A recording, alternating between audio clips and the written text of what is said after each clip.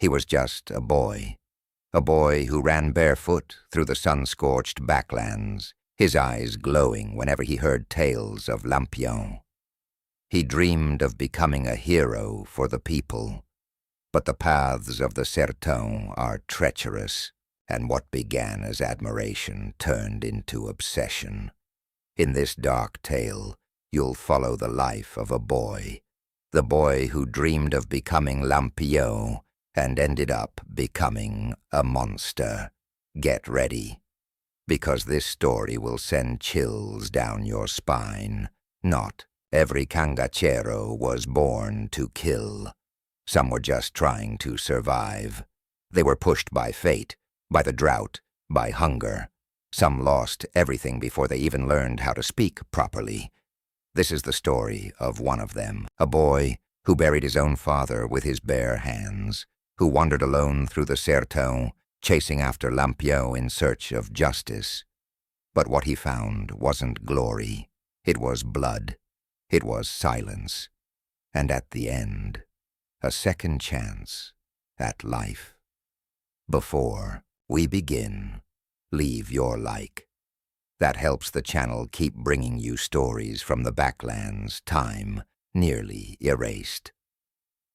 Severino was a skinny boy, sunburned, with cracked feet from walking barefoot on the scorching ground. But even so, he went to sleep smiling.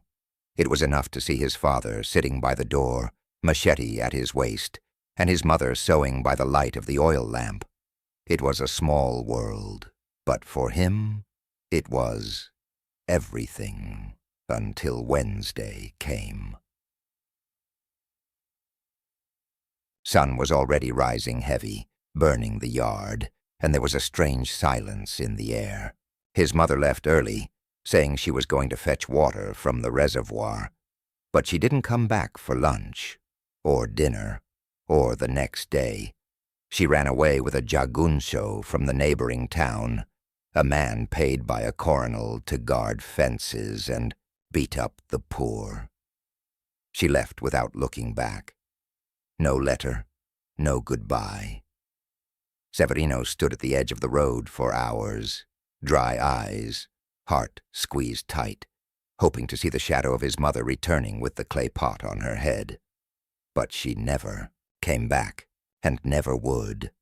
That day, his father died inside. The man who once smiled with his eyes, who used to tell stories of the sertão, turned into a shadow. He stopped working, started drinking, started murmuring to himself. He cursed the woman. He damned the jagunço with every name from hell. It was there, in the ruins, that Severino learned the taste of hate. His father didn't teach him to read, didn't teach him to pray, but he fed his son with rage. He said that cangachero meant justice. Jagunço is a coward beast, bought by the rich. But cangachero, Severino, cangachero is the whip of the coronel. He fights for the soul, not for orders. Better to die with a soul than live on your knees. Over time, the house crumbled, and the father became rags.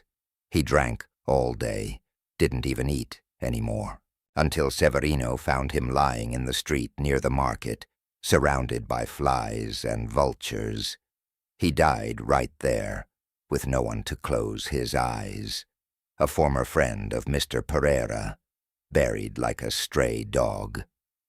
Severino dug the grave with his bare hands, stuck a dry branch as a cross in the hard earth, knelt before it, and didn't cry, didn't tremble.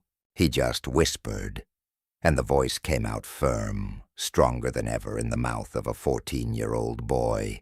"I'm going after Lampião, father. I swear." He grabbed his father's old knife, a handful of moldy flour, and a bottle of water, tied it all in a cotton cloth, threw it over his shoulder and left, with the sun on his back and his eyes set on nothing.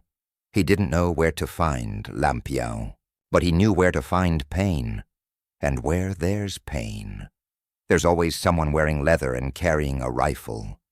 Severino wandered for days, begging for food, sleeping under trees, drinking from streams full of frogs. The hunger twisted his stomach. The loneliness burned his chest. But he kept walking, until one night he heard a shot in the distance, then two, then silence. He crouched behind some rocks, trembling, and then saw them, silhouettes moving like ghosts through the mist, men with wide-brimmed hats, cartridge belts across their chests, machetes flashing under the moonlight. It was them, the cangacheros. Severino stood up, waved his arms, and shouted, "I want to join you." The men pointed their rifles, laughed, and one of them, tall and scarred, came closer. "What's your name, boy?" "Severino." "And why do you want to be one of us?" "Because I have nothing left." "Good answer. Let's see if your blood is red enough." They threw a knife at his feet, told him to kill a pig they had just stolen. Severino took the knife, approached the animal, but the pig stared at him, trembling. He hesitated. The men laughed. Someone said, "He's just a soft kid." That was when Severino closed his eyes and slashed the pig's throat. The blood splashed on his face, and he didn't wipe it off. "Welcome to hell, boy," the tall man said. "You're one of us now." They gave him a new name. No one was called Severino among the cangaceros. From that day on, he became Curiscoco, the thin knife.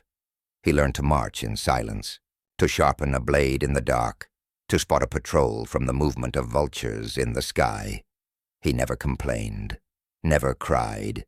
He carried his pain inside, like a hidden wound. The days were hot, the nights full of ghosts, but Curiscoco adapted. He saw friends die. He saw men laughing while bleeding out. He saw women dancing with rifles on their backs and death in their eyes. And with each passing day, his soul dried up like a leaf left out in the sun, until one night a voice called to him, "Curiscoco." "Yes, Captain. You said you were looking for Lampião." "I was. You found him.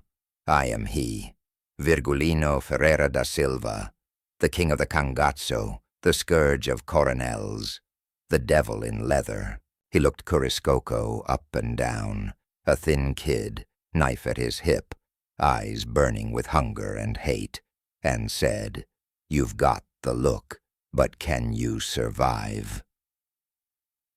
They led Curiscoco into the camp at dawn, a silent village of tents and shacks hidden among the rocks, gun racks on tree branches, canteens hanging like ornaments, horses tied to posts, restless in the morning light. Maria Bonita appeared, her gaze sharp as a blade. She studied him for a long moment, then tossed him a scrap of dried goat meat. No words. Respect was earned, not given. He slept on the ground, wrapped in a coarse blanket. He woke before first light, the chant of crickets still echoing. A voice cracked, "Curiscoco." He crawled to his feet, found setoles and jacare already waiting. "Today you'll fetch our lost supplies," they barked. 3 nights at Pocho Verde. Don't be weak, or you die here." He mounted a scrawny pony, pistol in hand, and rode into the dust-choked dawn. His heart hammered, but he didn't look back. Curiscoco was already gone. By nightfall he reached Pocho Verde, a dead town, empty streets, cracked adobe walls, weary, eyes peeking through shutters. He found the hiding spot, a circle of broken stones and thorn bushes, a narrow gap to slip through. 3 figures emerged from darkness, rifles raised. Curiscoco's pistol felt heavy, foreign in his belt. He raised it, spoke one word.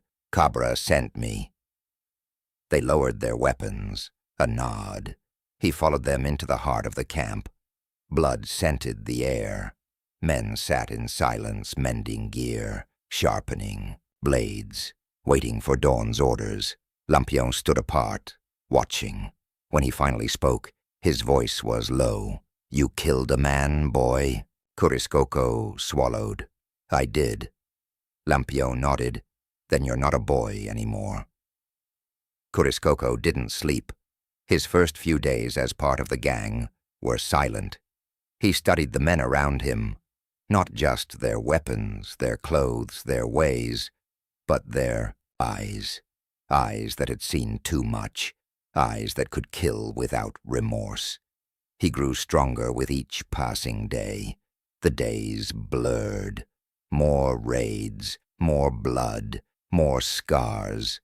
They moved swiftly through the Caatinga like wolves in the wild. Nothing was safe.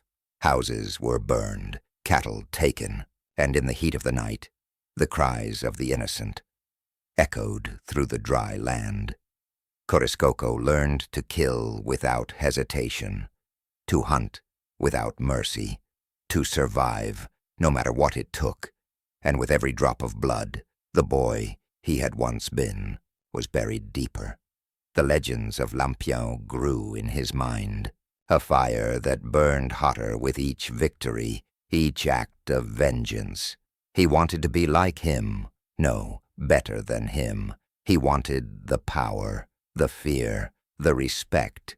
He was willing to sacrifice everything for that, but the world of cangacheros was a bitter one. It was more than just the fight against the coronels. It was the fight against the land itself.